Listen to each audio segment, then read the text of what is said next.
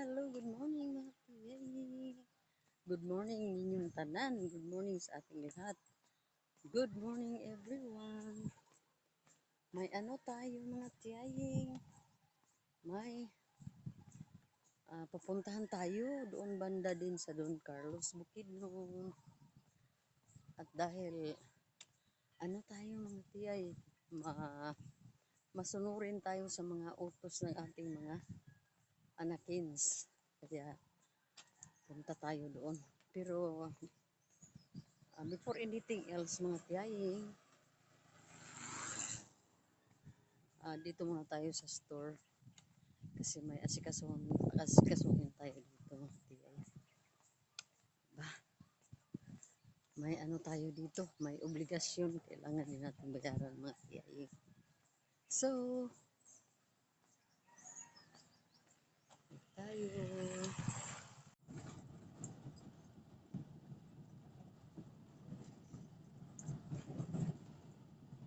Masa nga purok ni dire?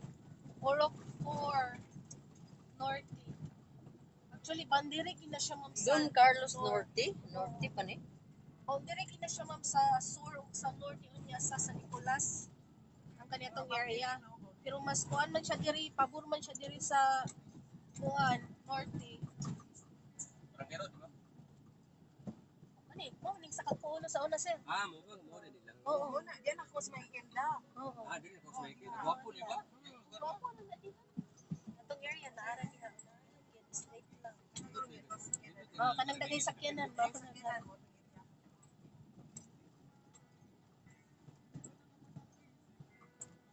Mag-feeder ka wala pa rin mag-feeder na. Wala pa.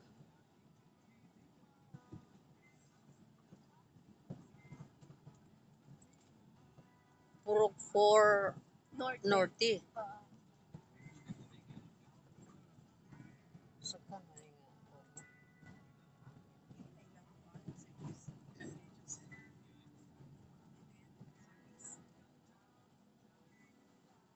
Sakit tagian ni mga manggahanda ni. Absuelo ni diri ma'am. Kanang kurtahan dira. Ya siya magtukod og resort. Si Absuelo di ay magtukod. Ano man siyang nagpatunga man yun.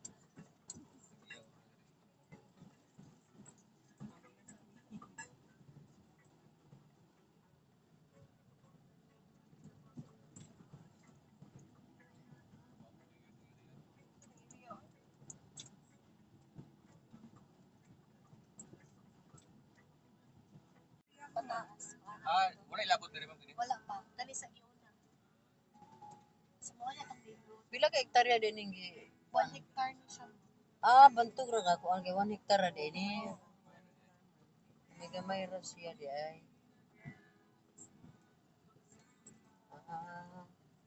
Isunod pag hindi, mahuman diri og paan. Human og line. Isunod pag hindi siya.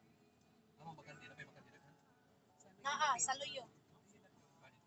Block 5.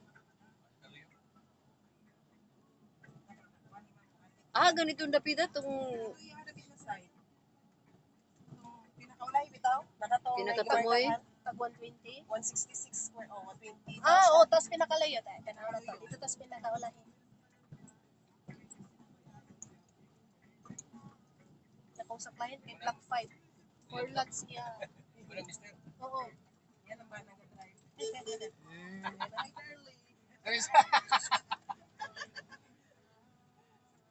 Dali ana guman niya. Nay mong darling dire. Ha? Nadire ay. Nadire sulod. Toto! Imo kong client tulo. Ay mo client to dito.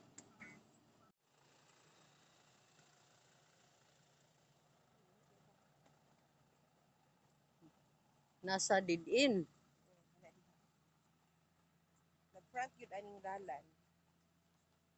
Kani siya daan ni mo ni ang dalan patuyok O kana. patuyog paano. Pero ang lot nga katong gitan-aw nimo gikuan nimo nga 166. O kana o dako. Mauni siya nga area. Tuay mohon ay natabo na ko atong. Dayon kadapit ang ataman. Pila ka lots ganini kanini ang kuan? Narang mohon niya. isugod. Tora din oh. Isa ka mohon ay. So lagluag gid siya ma'am.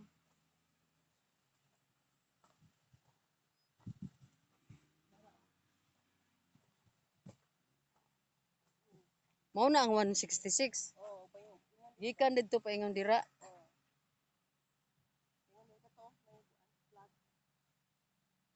Mm. Muna sing area ha. Pinakatumoy di siya no. Nya dayon fronting aning kuan. Na kuan gid siya sa dead end kana diha oh. So mao nga napil nagbaligya na diha kay wala naman dito magkarsadahan sa wala na may kasadahan. so nabaligya pa nila ni nga area. Oh, mo to 166. Mm. So mao ni siya diri. Purok 4 daw kuno ni siya norte. Niya nara ang mohon oh, nara ang mohon. Nara ang mohon. Then nara po dito sa unahan. Sa akong picturean diri.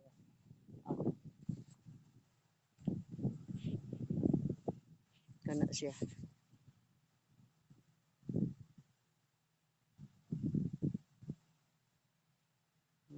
Mo sila 1 hectare ni.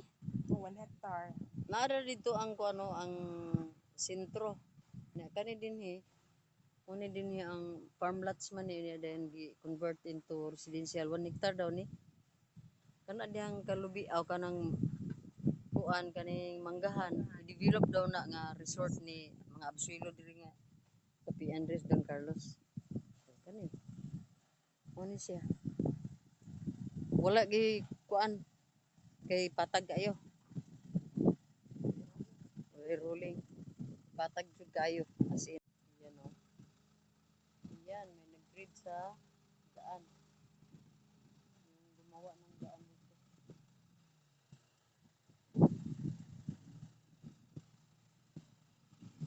Ito yung lugar dito sa likod ko. Ito yung 166 square meter. Pero dito, 1 hectare lang itong i-ano nila, develop nila dito. Maganda ang decision. Unsa ka rin kalsada nila diha? Barangay, unsa na sa kalsada ka? So, barangay road. Barangay road? Oo. Barangay road dito siya ma'am.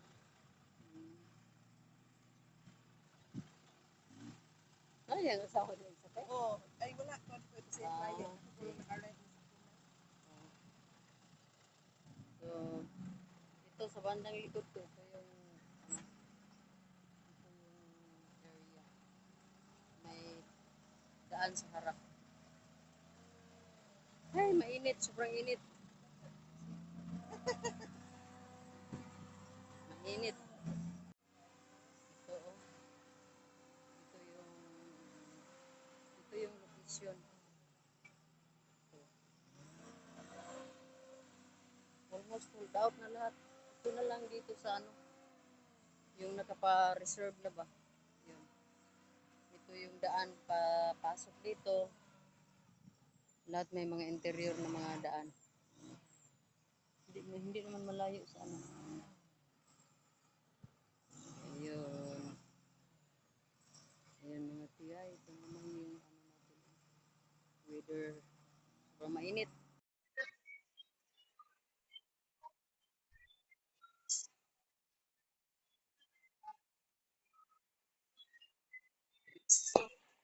Uy, ginawa ko nimo. Pagkanta Santo Ay, sinuwi. Ay, mo ninyo.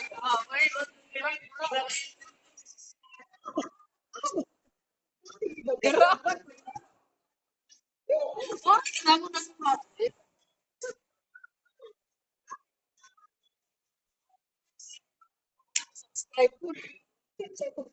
Oh, lagi ka hindi magkamaw. Hoy, Noel. Kabalo ka nga gitutugan taga kayo dito. Wala na ginapon na kita. Ay, kalikod mo siya. Pero nako ko si Noel bago na yung dako magkayo na. Kung dili gid si Noel, diga so mig kaayo. Dako mo ka Noel eh.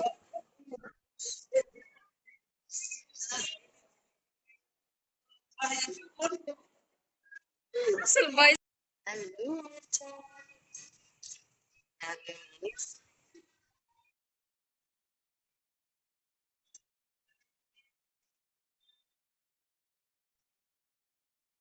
Punta ta sa init mo tiying. Kaya wa tay dito magwantan o. Ay,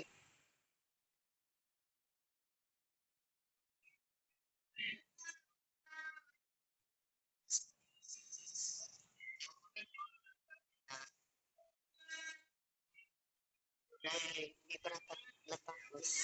Dito tayo nasa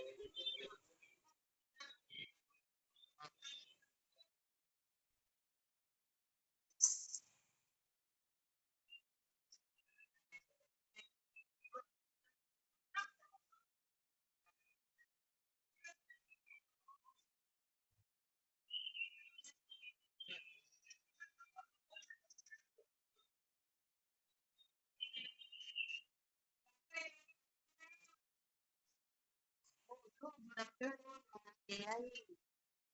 Good afternoon, mga tiyay. Yan, dito po ako mga tiyay, oh.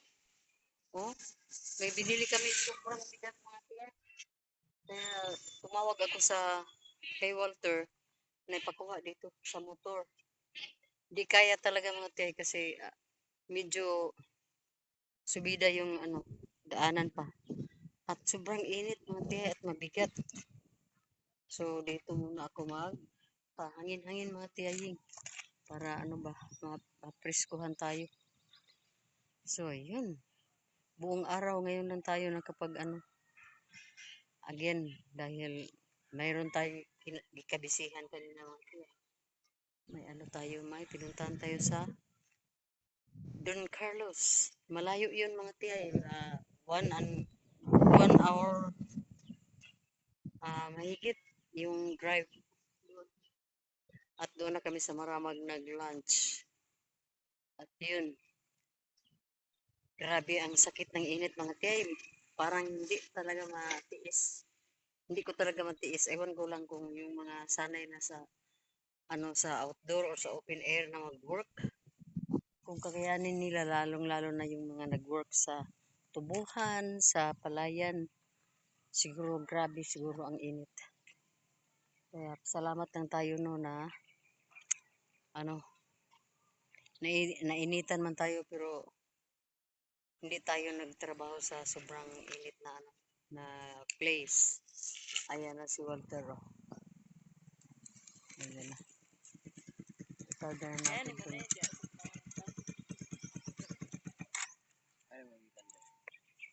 Diyaran taon na ano yun. Pati mapaninita. Bukan na din. Pagtaon sa tanin. Pagkuhan sa hotel. Ayan mga ting. Yellow na this house. Habang tayo ay nagpa-presko tayo, nagpa-press air tayo dito mga tiyay. Samantalahin na natin mag-video dahil wala tayong nagawa sa araw na ito. Wala tayong video nagawa sa araw na ito. Kaya ngayon, relax na muna kasi napakalamig dito dahil nasa puno na tayo ng kahoy at ang lakas ng ng hangin. Grabe. Wala ko na mula ning. Wala. Ha? Grabe lagi inita lagi. Dito ko ninitan sa sa tinuring. Kay naghuwat ko sa gawas dugay pa kayo. Sus karon pag itrabaho pag abot na ko mo pag sugod. Ay, wa man di absent na siya.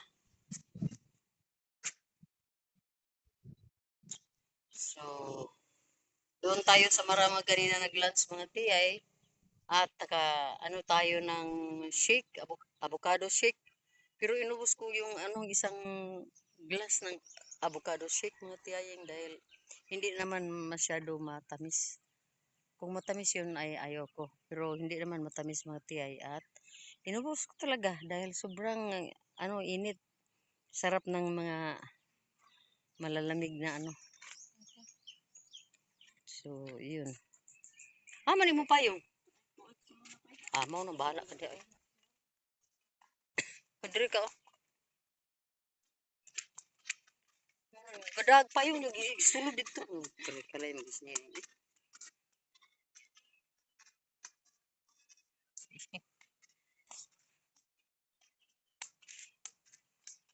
So, may nagawa na naman tayo ngayon sa araw na ito. May nagawa. May transaction tayo na. May na-close tayong isang transaction today. At ang dami pang nangyari.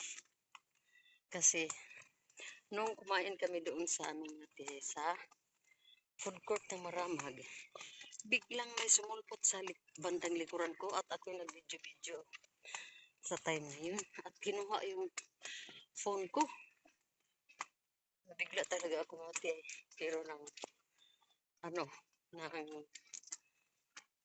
paglingon ko, kasi kinuha niya talaga yung phone. Paglingon ko, si Ruth. Si Ruth Polinar pala. Kaya doon ako sa kanya sumakay hanggang diyan Valencia.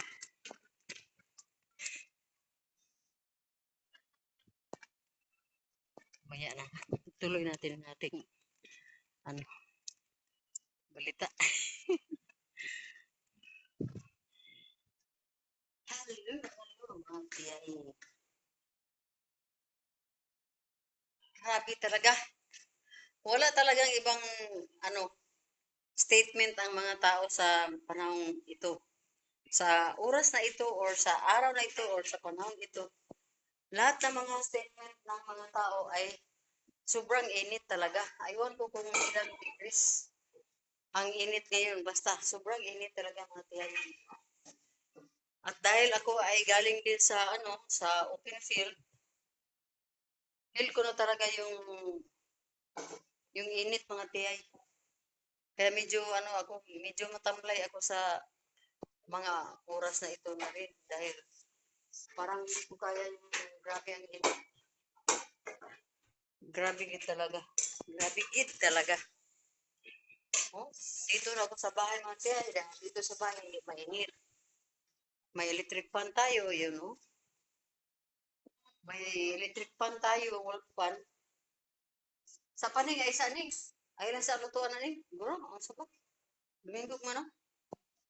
Kaya nga nun, pati daga ng saging. Lunis na lang garo na, pag maurot na lang ng saging ning. Yun mga tiyay. Magbiko sana kami ngayon, kaso nga lang, oh. Tingnan yung mga tiyay, oh.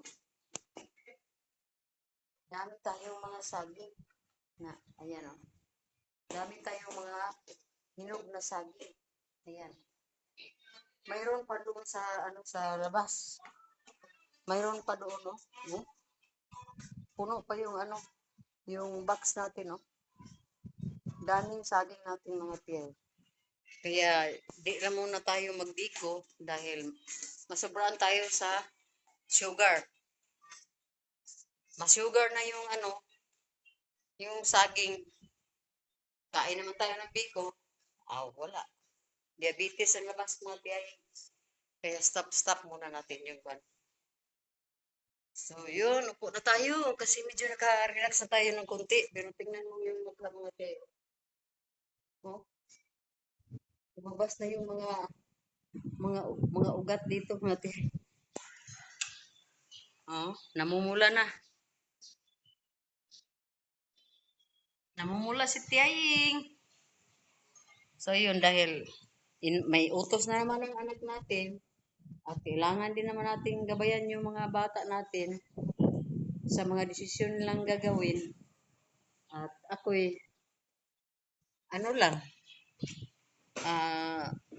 dahil ako yung nagpa-final ng kanilang mga project or mga gusto nilang gawing dito sa Pilipinas, mga project. Sabihin lang natin mga project natin. Kasi yung mga real estate, yung mga lupa, yung mga lots, yun ang desisyonan ng anak ko na gawin niyang investment dito sa Pinas mga tiyay. Kaya, ayun. Wala naman sila dito. At ako na may magpo-finalize. Pag ayaw ko, hindi talaga mangyari. Pag okay sa akin, ayun. Gawin natin, i-close natin yung mga transaction. So today, mga tiyay, naka-close tayo ng isang transaction. It is about 265 square meter ang na-close natin sa ngayon. At yun, ang location ng ng looting iyon ay doon sa Don Carlos, sa Don Carlos proper. Yung mga tiya, yung mga 3 minutes drive pag mahina ang patakbo ng sasakyan, 3 minutes yun.